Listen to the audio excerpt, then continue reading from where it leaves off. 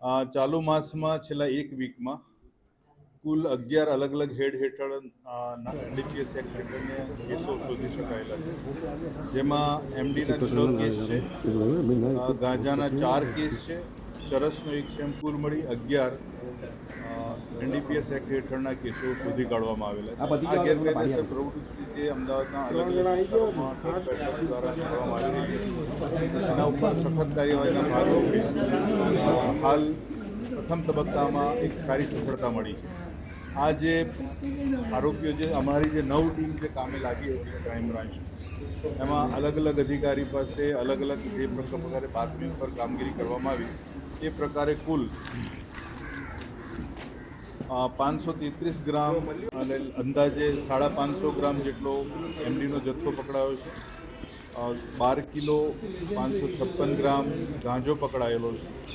ચરસ 45 ગ્રામ અને જે કફ સિરપ જે છે જે પ્રતિબંધિત છે, જે કોડિન ફોસ્ફરસના જે સિરપ જે છે એને 6 બોટલ પકડાયેલી છે. કુલ બધો મળીને મુદ્દામાલ અંદાજે 57 લાખ રૂપિયા જેટલો થાય છે. અને આ તમામ કેસોમાં જે શરૂઆતમાં અને તપાસ દરમિયાન એટલે કે આ છેલ્લા 3 દિવસમાં કુલ 14 આરોપી પકડાયા છે. આજે વિસ્તારો જે છે જ્યાં જ્યાંથી આ જથ્થો પકડાયો એ ખાસ કરીને સરખેજ છે, જ્યાંથી જે ગાંજાનો જથ્થો પકડાયો હતો, અને એ જથ્થો જ્યારે આગળની જે તપાસ હાથ ધરવામાં આવી ત્યારે જાણવા મળ્યું છે કે ઓરિસ્સાથી અગાઉ પણ પકડાયેલો જે ગાંજો હતો એ જ રૂટનો આ જે ગેરકાયદેસર મુદ્દામાલ જે છે એ કબજે કરવામાં આવેલો છે. બીજો એક કેસ છે જે એમડીનો છે અને એ દરિયાપુરનો છે, અને લાલ દરવાજા પાસેથી એ ડ્રગ પેડલર્સને પકડવામાં આવેલો છે. બીજો એક ગાંજાનો કેસ છે એ નરોડા સૈજપુર બોગા જે ટાવર્સ છે ને ત્યાંથી એરપોર્ટ તરફ આવવાનો જે રોડ છે ત્યાંથી પકડાયેલા છે. અન્ય જે કેસીસ છે એમાં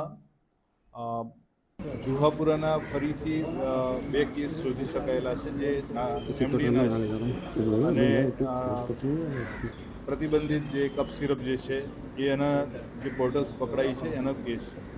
આ ઉપરાંત ચરસ અને એમડી ડ્રગ્સના અલગ અલગ નવા નરોડા અને સરખેજ ખાતેથી પણ આ કેસો શોધી શકાયેલા. એ તદુપરાંત નવા વાડજ ખાતેથી અગાઉ લગભગ 350 ગ્રામથી વધારે એમડીનો જથ્થો જે દંપતી પાસેથી પકડવામાં આવેલો હતો એ આપણે એની પ્રેસ આપેલી છે એકવાર. આ ઉપરાંત વટવા ખાતેથી પણ 2 આરોપી પકડવામાં આવેલા છે. અને આ જે અત્યાર સુધીમાં આ ઉપરાંત જે પકડાયેલા જે છે ખાનપુરથી પણ પકડાયેલા છે.